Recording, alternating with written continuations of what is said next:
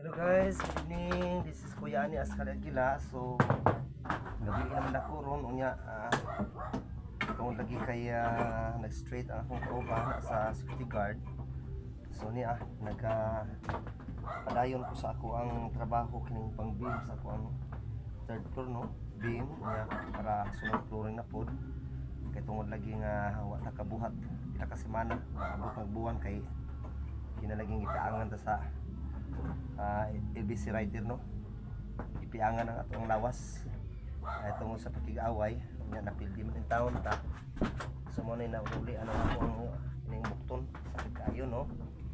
So mo na padayong trabaho sa akong paghimog beam. So mo ni guys ang himog akong beam guys kini, no, mga ring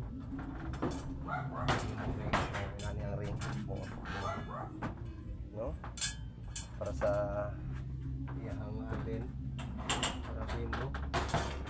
So ako nag-apas karon sa gabi na kay tungod lagi nga ako naman tayo magtrabaho ni akong panimalay. Ako rin nagpabulingon, no, pabulingon trabaho ako trabante kay para lang kita makasave, no. So mo ni guys ako ang bulaton sa panimalay, no, kipahimos lang ako ang bali relax, no, di ta mingon di og kay street na atong kauban karon partner na to sa trabaho isip ko sa kagwardya nag-famous lang po na akong gayon buhat sinani niya siya guys, no. Sila maayo ang paghimo sa atong mga ring, no. Kami guys sa atong bulaton sa panimalay highlights sa kinabuhi na to. Di mausik ang panahon, no.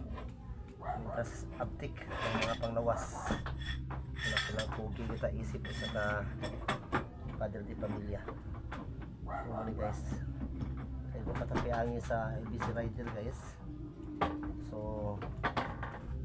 kabot-bot ang tata niya kailangan mo ko mo nga karupong kabalik trabaho niya ako ang beam, no, para himo sa beam kay malaging lagi nga uli-ulian naman nato ang bukton, no.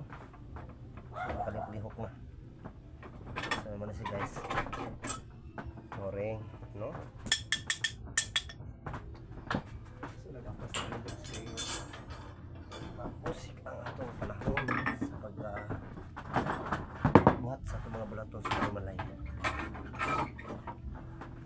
Sinani guys isukot na ni siya guys, no.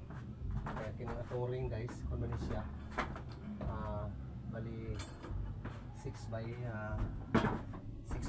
no, 6 by 8 kaya ang simento na igmasa na as mga 8 by 10, no, para sa beam 8 by 10.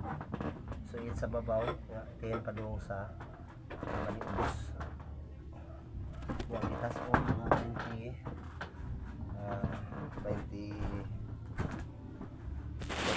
umali siya guys, dire, no, padung dito. So wala pa mas lang ginang panahon. So again, this is Kuya Ani Askal Aguila.